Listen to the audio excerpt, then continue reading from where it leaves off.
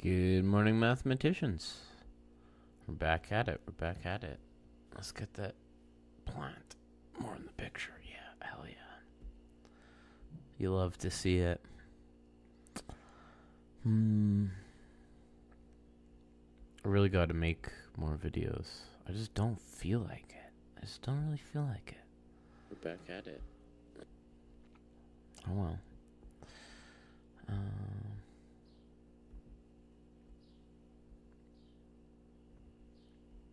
I think we have some leftover questions from last time.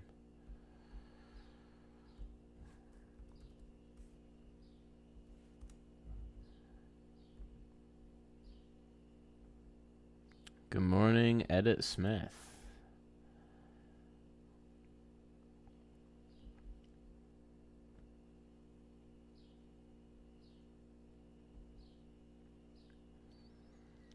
What is it like being a convocation volunteer? My God, it must be a nightmare, I assume. Oh, I'm on the U Calgary Reddit.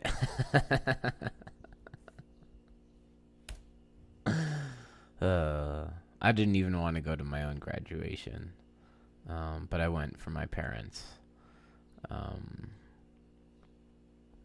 Yeah, I went for my parents. And you know what I did? I brought a backpack. I was the only person there with a backpack. You know what I did for the whole 4-hour ceremony? I sat there and I did math.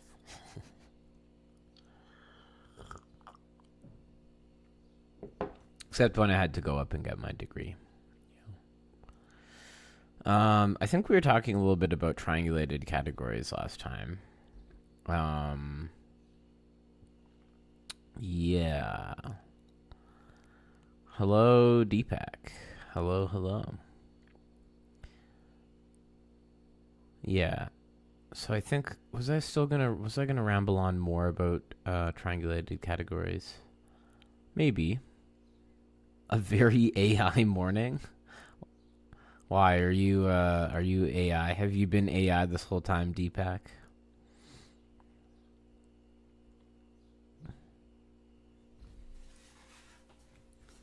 I'd be impressed if you were. I would be impressed. Yeah. I guess we could talk about L packets and A packets. Well, what's the most profound category theory result that I know of? I don't know. It feels hard. It feels strange to answer because I feel like I don't know. I don't know if I know anything that I would consider that profound. But then I feel like definitely there are profound results. So if I said something, it'd be 24/7.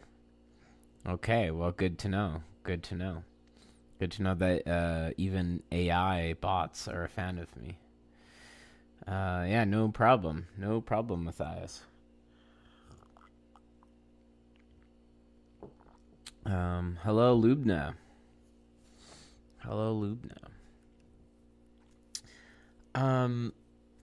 Yeah, most profound category theory. I don't know. I mean, Yoneda is so blah. Okay, whatever. It's Yoneda lemma. Yeah, it's great.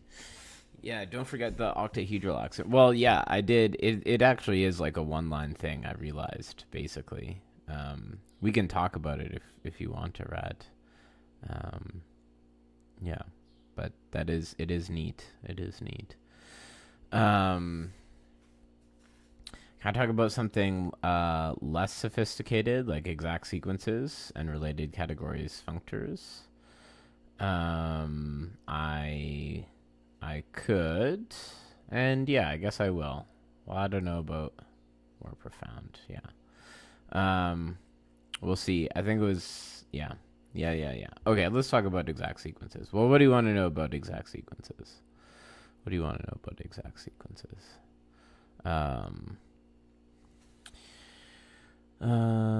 Use the axiom. There might be some. In fact, there is many.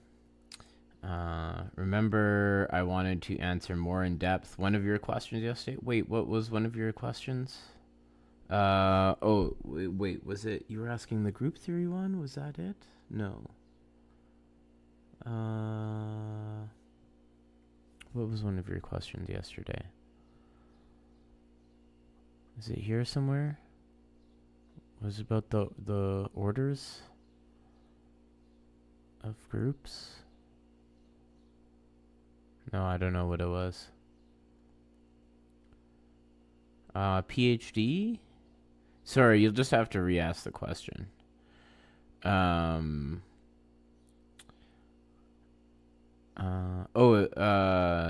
you mean, well, there's Tor. Yeah. So, well, it depends what you mean by torsion. There can be different things that is like meant by torsion.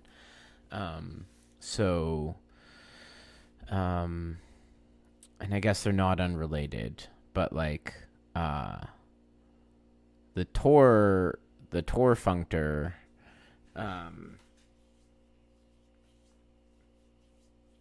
the Tor functor measures the failure. So say for modules, a tensor product on the right, or whatever. Let's take a commutative ring. A tensor product will always be right exact. You like to ask what my best advice would be if you wish to get a PhD in math. Well, right. So, okay. Yeah. So I think I gave you some quick advice. But then the other thing is, well, I don't know. Like I do, I'm in I feel like a strange place where I don't want to discourage people from doing it, but I do want to make sure that people know the realities. So like, why do you want to get a PhD? And what is it worth to you? So you should think a lot about this. And also, yeah, I don't know, be open to your mind changing about things, because I never thought my mind would change about certain things in my life, and then many years later it did, and I was like, oh, wow, that's interesting.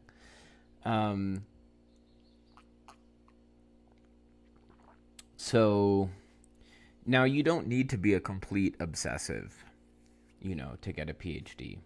I know people who I would say are maybe better mathematicians than me, but are not, but probably spend significantly less time per day thinking about math than I do.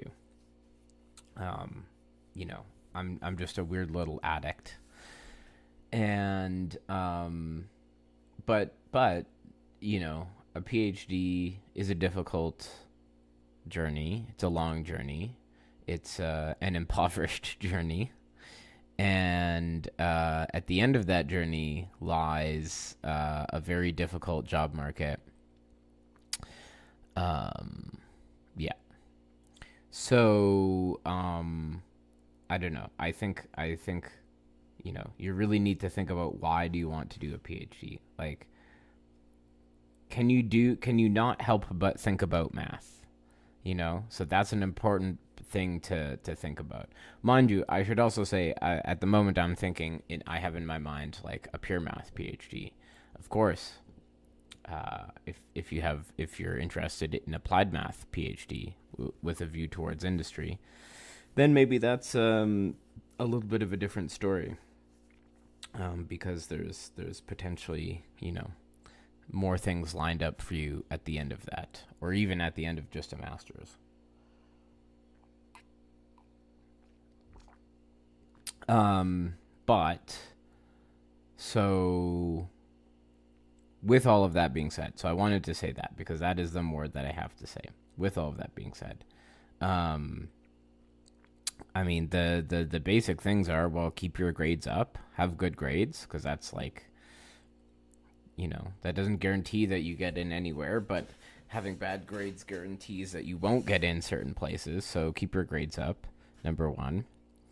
Number two, try and do some summer research projects.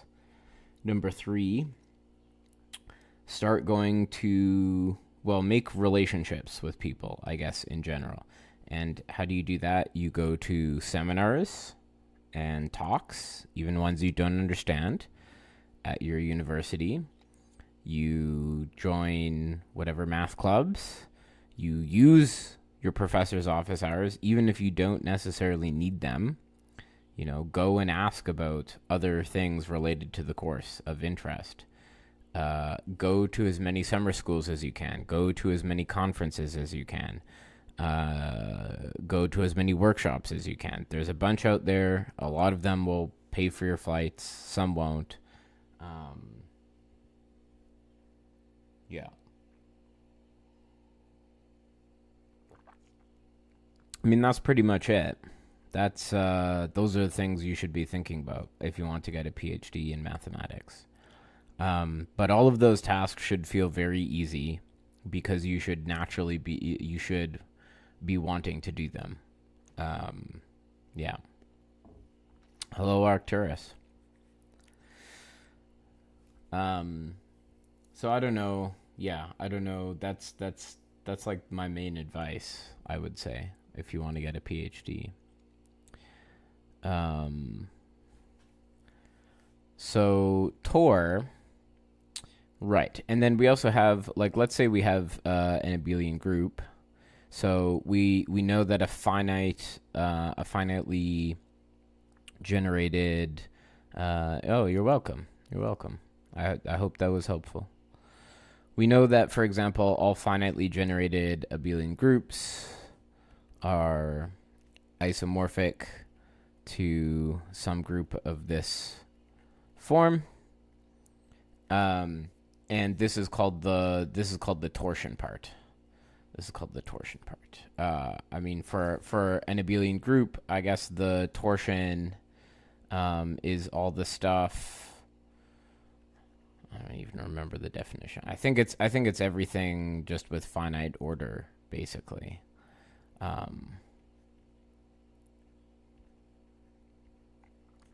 And so oftentimes, if we want to get rid of torsion things like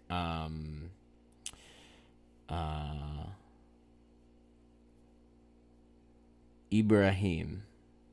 Okay. I will try to remember that. Ibrahim. So then what am I gonna say?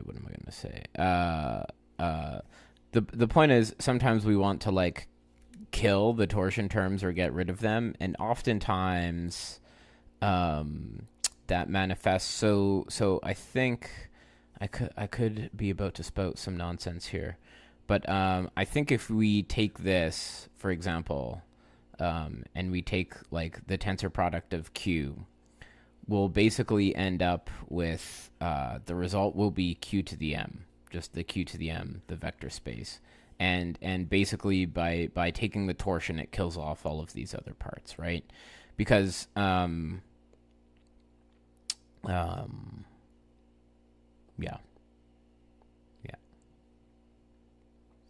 However, when I said it was very competitive and warned you of it, does that mean that you can get in a shitty scenario if you're unlucky?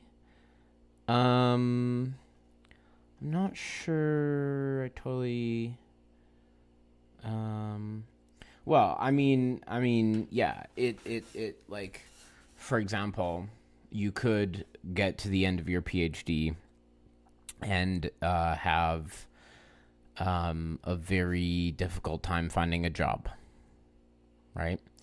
You could get into one postdoc and then have a very hard time finding another, or you could finish all of your postdocs and then struggle to find a tenure track position, and only find, like, adjunct positions where you're basically making as much as a McDonald's worker.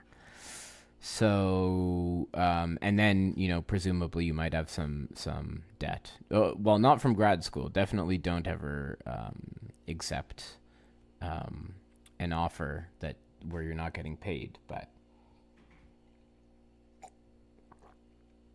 And I mean, lots of people transfer to industry afterwards, but I do think that sometimes academics oversell how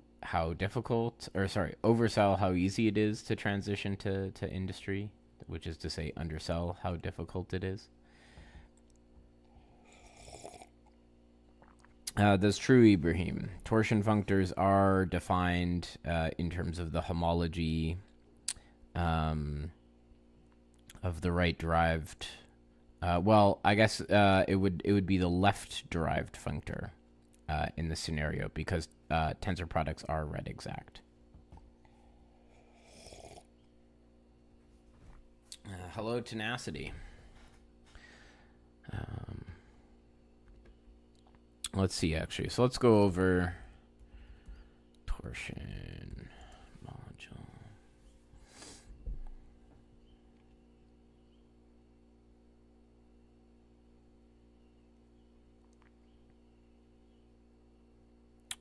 I see. So in fact, actually, it works even more generally.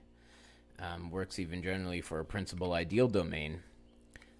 In fact, we can always split it off into the finite part and the torsion part.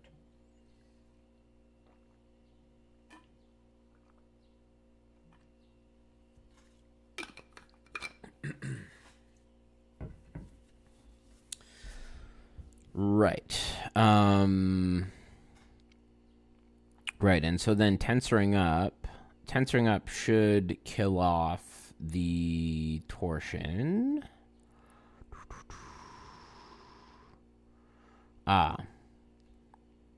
So if you tensor by the fraction field, then there is a homomorphism from M into the tensor product, and the kernel of that is exactly the torsion submodule. I see. Right.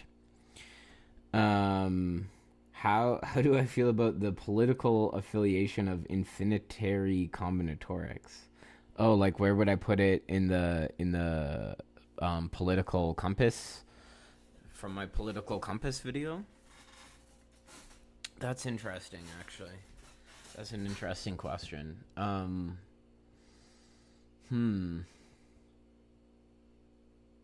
Did someone ask about this? Did you ask about this in the comments there? I don't even remember if there was discussion about that now. Where would I put infinitary combinatorics? I mean, you know, I did put set theory in the upper right corner, but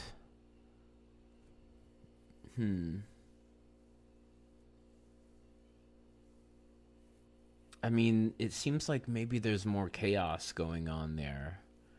So I feel that would start in my mind, that would start to pull it diagonally down. Was it still authoritarian? I don't know. Yeah, maybe just straight down a bit. Maybe, I don't know.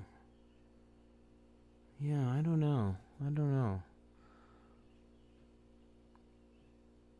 Definitely straight down a bit, and then because I feel like, yeah, when you get into that, somehow it's more chaotic in my mind.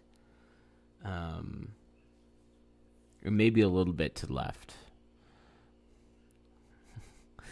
Clutch? No. I don't know which part, there's a lag probably, so I don't know which parts you're agreeing with or disagreeing with. But, I mean, let me know your thoughts. You can think of the P torsion part as the restriction over P. And the free part as the restriction over infinity. Oh, yeah. Right.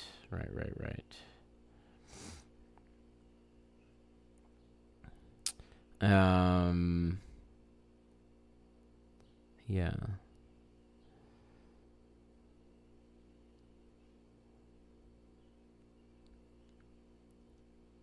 Yeah, and how do we get out the concept of torsion plays a role in homological algebra?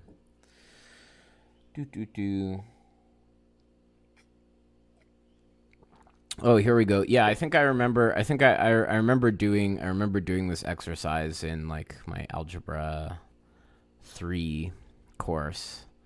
Yeah, the S torsion of an R module is isomorphic to tor 1 of this thing.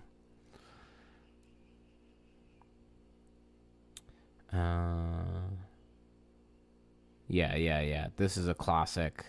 It's a real classic short exact sequence to take. Yeah. You know what? You know what I have never understood. There's this.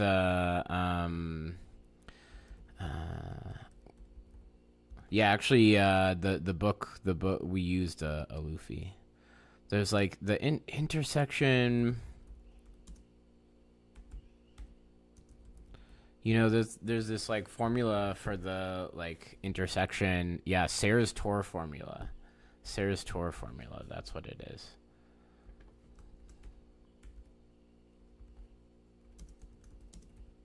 I've never actually looked at this, so it's not a surprise that I don't understand.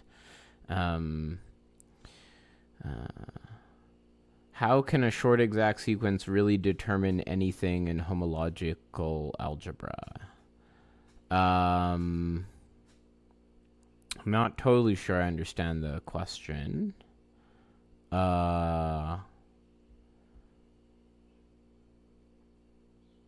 If you have a short exact sequence, then, well, for example, if you have a short exact sequence, to be honest, I'm still not convinced you actually know what these words mean. But if you have a short exact sequence, then A can be thought of as a sub-object of B, and C can be thought of as a quotient. Specifically, is the quotient of F by the image of this injection. And secondly, if you have a short exact sequence, as we talked about yesterday, that will give rise to, well, yesterday I was starting with a short exact sequence of complexes, but as a special case, you have just an ordinary short exact sequence, and it gives rise to a long exact sequence. How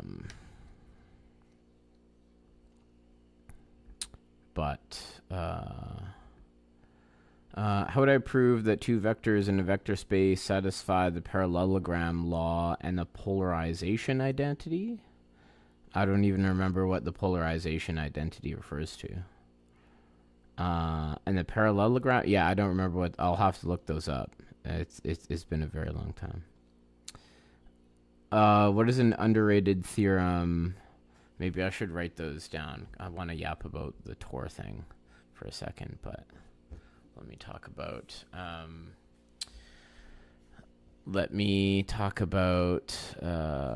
Okay, parallelogram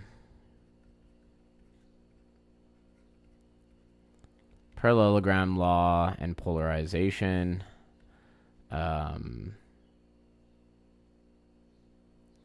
What is an underrated theorem that is relatively easy to understand?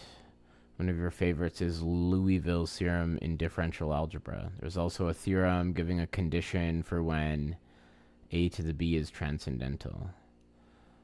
Oh, yeah. So an underrated theorem that is easy to understand.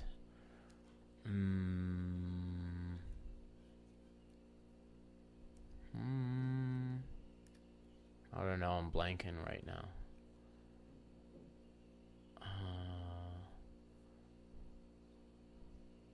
I don't know. Jordan decomposition? No, maybe that's not easy.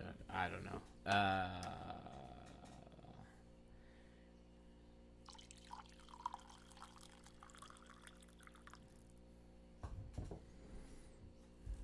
I don't know.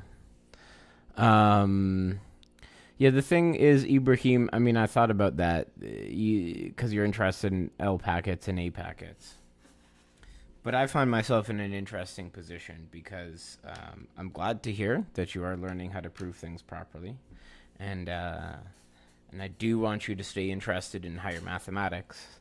But I don't know if I want to encourage you diving into topics that you're probably not ready to handle yet. Like, I think I would rather encourage you to, again, focus on the basics and really get good at the basics. So, and it's not just about knowing the definitions, it's also about actual understanding. And and so far, there's nothing to suggest to me that there's actual understanding there, right? If the only way I can know if you've actually understood the definitions is if you prove things about them correctly. Yeah. I wonder, yeah, maybe some sort of, I don't know, a lot of things I'm thinking about are like, is that really easy to understand? Like, I love the fact that the probability that two randomly chosen integers are relatively prime is 6 over pi squared. But is that so easy to get your head around? I don't know. The intro for Lurie's thesis should contain a nice explanation of the intersection formula.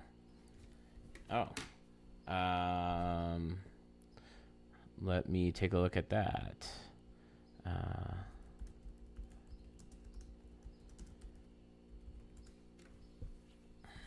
Is this it? Derived algebraic geometry? Or is it simply laced? No, it's got to be this, right? Yeah, that looks like a... That web address looks like a...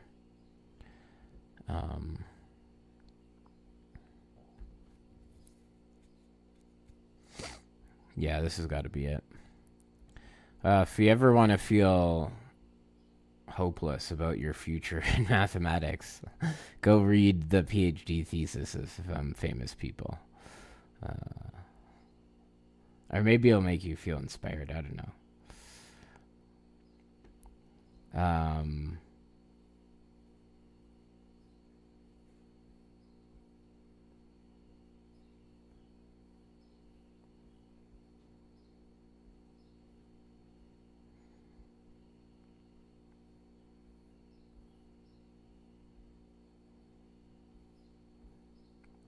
Yeah, I guess I'll go read this later.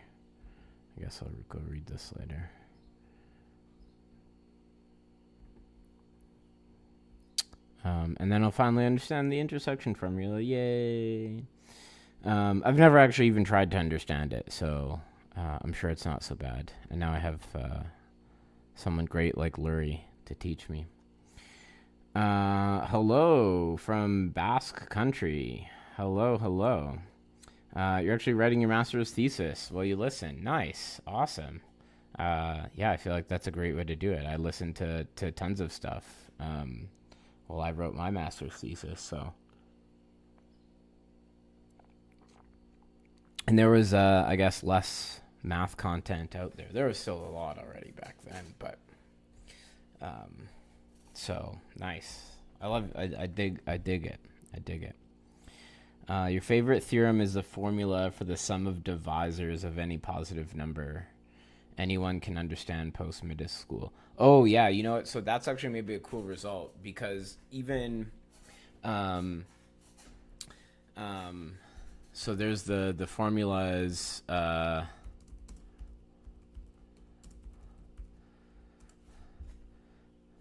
you know what else is also you can explain is the okay, you can't explain the modular forms, but the these formulas that you get for the where instead of sum of divisors you take the powers of sums of divisors. You guys know what I'm talking about. Why is it so? Why isn't it just showing me some examples? Come on. Just show me some basic examples. Why is this so hard?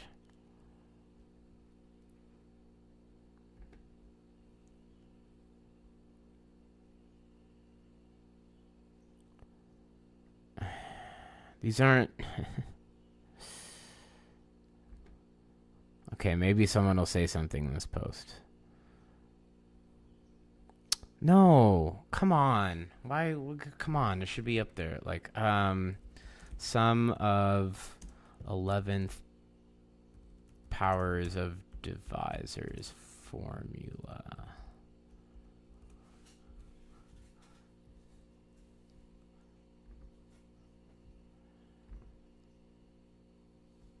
No, why is... how does the internet not know about what I'm trying to say right now? This makes me mad. This makes me mad. Okay, the point is... No, come on. Wikipedia's got to have some formulas here.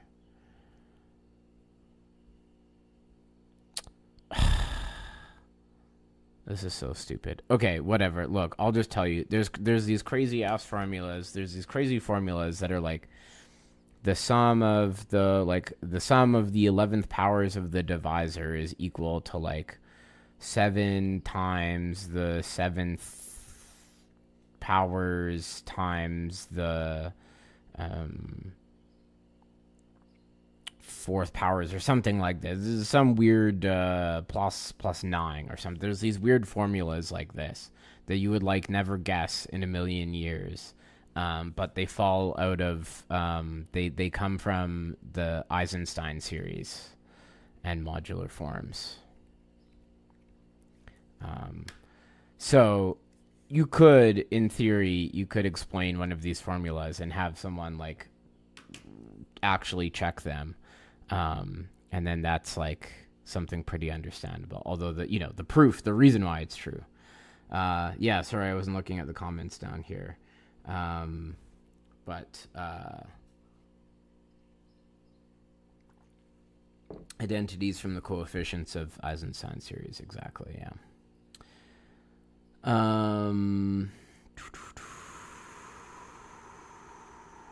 Where was I here? Do I have any suggested references for spectral sequences for a student in topology? No, I've kind of been reading about them myself lately. There's actually a recent Reddit post. If you go to the math subreddit, and you shouldn't have to scroll too far to find someone asked for references on spectral sequences, and they got a bunch of references. And I think I stopped reading. I want to get back to reading about them. I stopped just because I was like, I need to like work on my research. But the way, when I feel like I have time, the way I'm gonna return to doing it is there's like, for a very easy version of it, I would go read the final sections of Aloufy. He talks about spectral sequences, and then Bott and Tu. And they sort of put it to work to, prove the equivalence of Čech cohomology of sheaves and de Rham cohomology. So those are the two things that I'm going to try and take a stab at. And I'll probably, once I get my head around it, might make a video.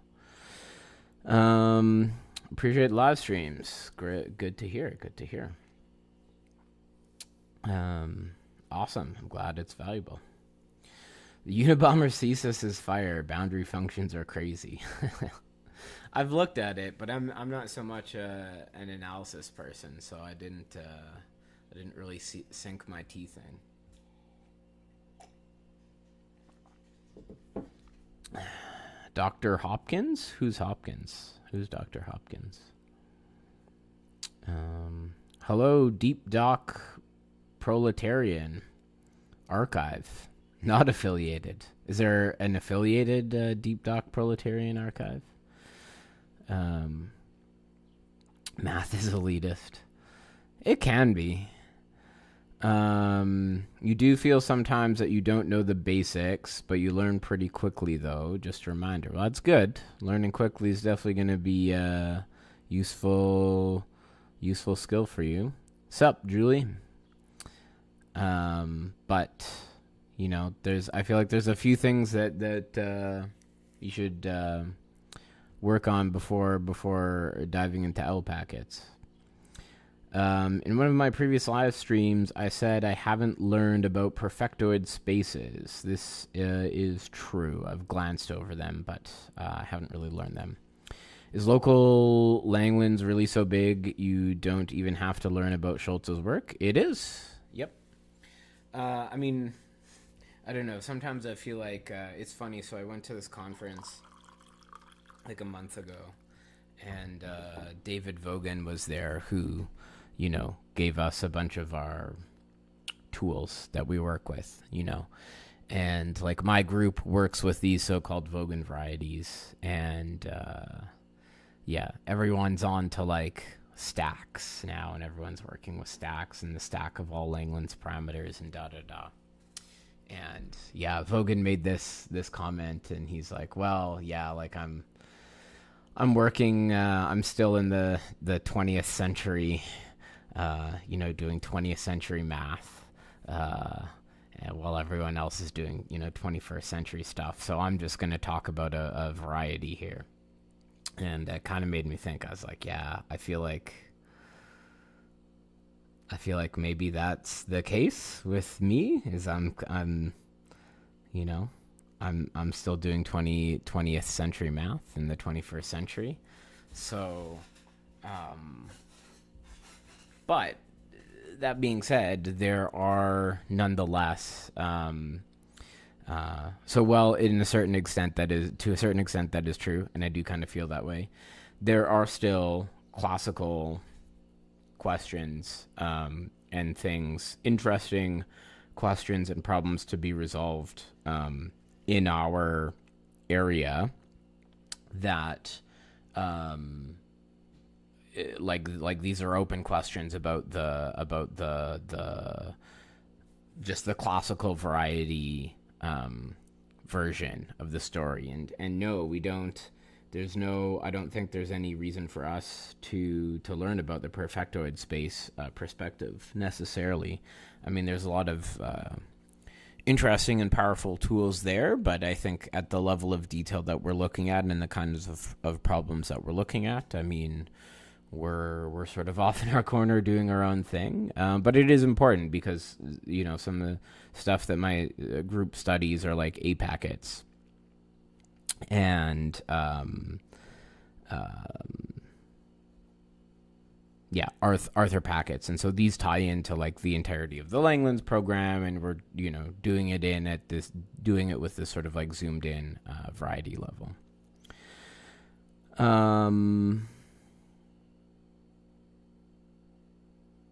Yeah. Use this channel to re-upload a popular Hollow Knight YouTuber, Deep Doc Proletarian's videos after he deleted them. Ah, I see. What is Hollow Knight? I don't know what Hollow Knight is. Is that a game, I suppose? Wow, am I a boomer now? Should I know what Hollow Knight is? Oh, man. Scheme theory is too many definitions. Well, I mean, you seem to be doing well with them, Paul Maurice. You keep asking me interesting questions in scheme theory and such. So, but yeah, there's a lot of definitions. Is it possible that I can look at the things I wrote down before I end the stream? Oh, maybe. Maybe. What did I write down? Oh, the parallelogram thing. Yeah, what is the parallelogram law? What, that the determinant is the volume of the parallelogram?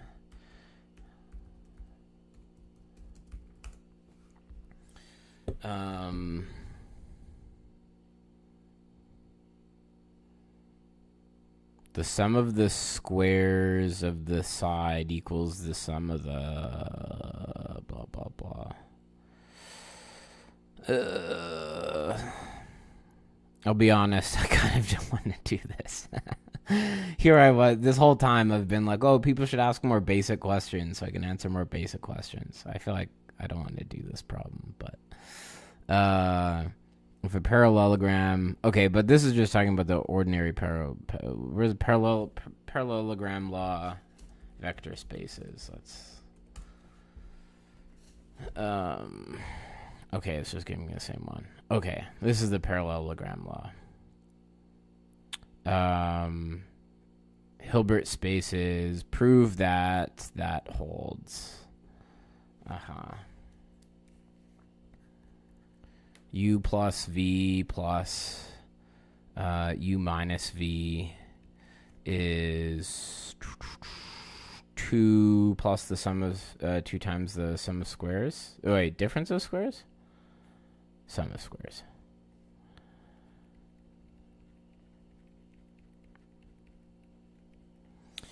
Um, yes. Yeah. You're right, Arad. This is exactly. I was just thinking about in my functional analysis course. I remember there was a theorem about yeah, figuring out when a norm arises from an inner product, and it happens when it satisfies this.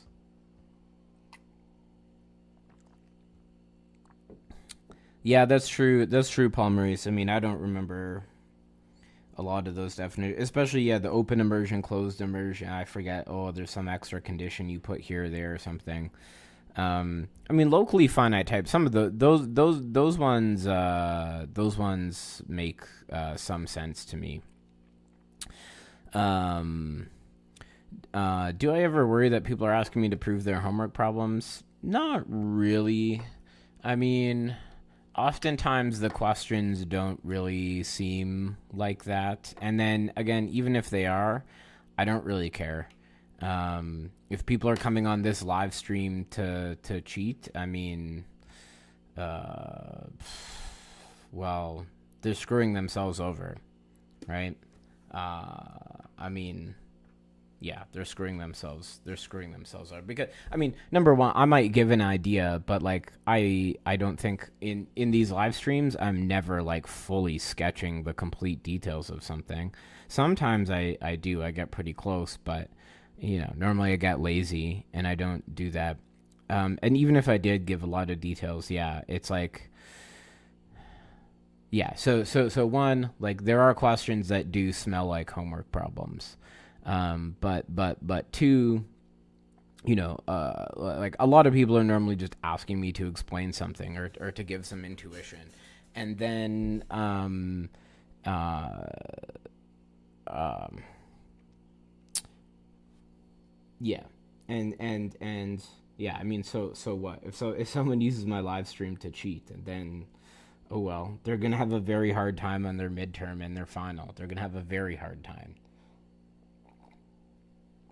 It's like all these people using ChatGPT. I see tons of students. They're obviously using ChatGPT on homework assignments that I grade. It's obvious. They don't realize how obvious it is because they don't know anything. And then, you know, but I also sometimes I can't do so much because it's hard to prove those things. But then guess what? Unsurprisingly, those students get absolutely slaughtered as soon as there's a test. So I don't really care. So, if you want to ask me your homework problems, go ahead. Yeah. Yeah. In fact, I mean, I also I don't discourage students from seeking guidance on homework. So, I think when I taught algebra, I was like, yeah, let me know if you go to Stack Exchange or ask about something. I should say something about this particular problem though, just. To give Matthias some help here. I mean, Matthias, I don't know what situation you're trying to prove this in. So I think you can just prove this straight up using if you assume that this norm comes from an inner product. But I mean, if you wanted to prove this in say Rn or Cn, then I mean this is just rote computation, right? I mean, you just write u as like a coordinate vector u1 to un, and you write v as a coordinate vector v1 to vn, and then you just plug and chug, right? Like the norm here of u plus v, this will be what? The square root of u1 minus v1 squared plus dot plus un minus vn squared. Or sorry, the first term is plus, right? And then the second term is the square root with the minuses. Yeah, and I don't know what else to tell you. You just sort of you just sort of go through and prove it. Yeah.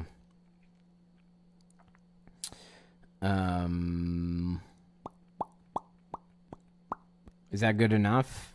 I could maybe talk about it more. I would myself have to look up, well, maybe I could try and struggle through it within our products, but I'm not going to do it right now. I'm probably going to go soon. But I mean, I guess over here you might, if you're doing it this way, if you're doing it my way, the smooth brain way, I guess, you might have to struggle with these square roots. I guess that could pose a challenge.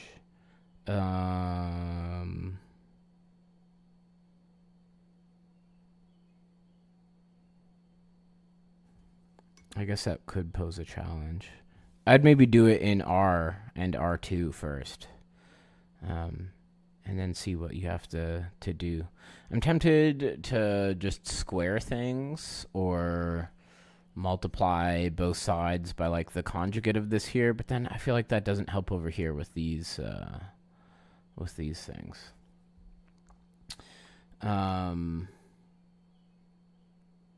Greetings, the amazing Baz. Unfortunately, I'm about to go right away, so hello and goodbye. The definitions for smooth, regular, normal, complete, intersection, cohomology, whatever, those are the hardest. Yeah, I've never really... Okay, again, I see Cohen Macaulay everywhere. And a couple times I've gone to look at the definition, and I'm just like, man, I don't care. I'm not reading that definition. It looks complicated. It's too much blah, blah, blah, blah, blah, blah, blah.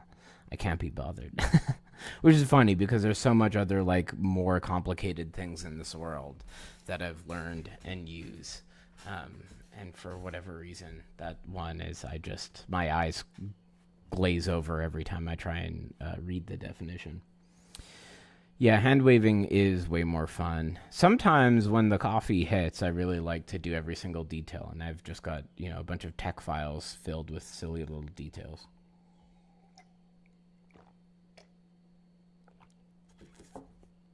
Yeah, the thing is, I'm normally working with varieties and everything. It's about as nice as possible. I should make a video giving a big global picture view of Langlands, or at least the stuff I deal with. Well, I do have some... Yeah, I don't have a whole overview. You're right. Maybe I should give such a video. There are some, like... I do have some videos that are like introduction to local Langlands, and then there's like two videos actually I have where I do give an overview. But those are a bit older, and I understand more things now. Oh, are there squares on the left-hand side of the expression? Is that true? Is that true? Nope. No, I don't think there should be. It's as written there. Right? Am I crazy? No. Am I crazy? No, maybe there is. Am I crazy? I'm crazy. Wait, have I lost my damn mind? Oh, look, I think the proof's just here. The proof is just here on Wikipedia. Oh, there should be squares on the other side. Okay, well then it's really easy. I am crazy. Then it's really easy. Yeah. You just literally plug and chug.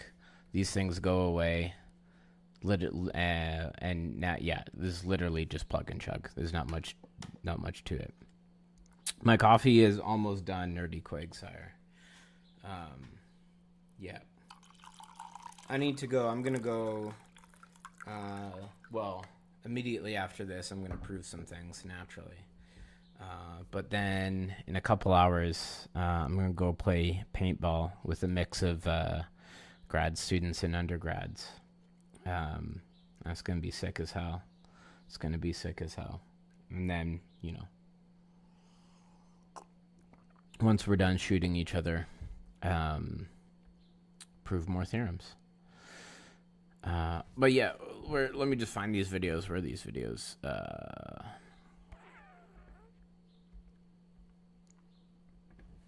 Where's my channel?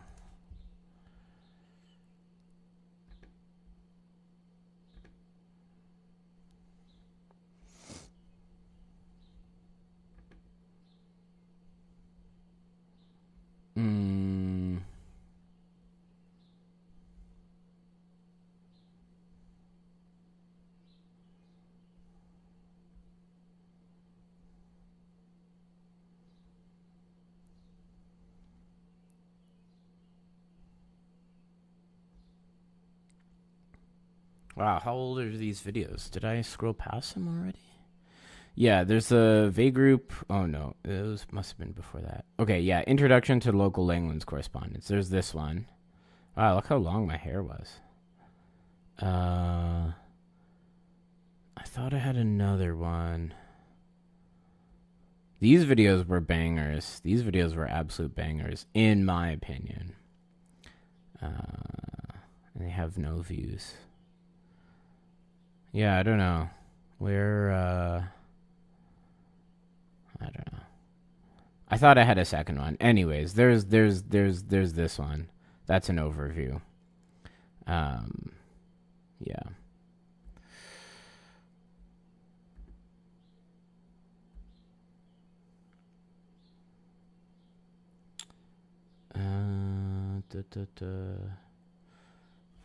What's an interesting differential geometry analysis problem that involves homological algebra?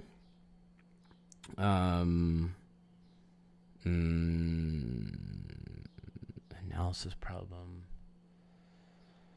I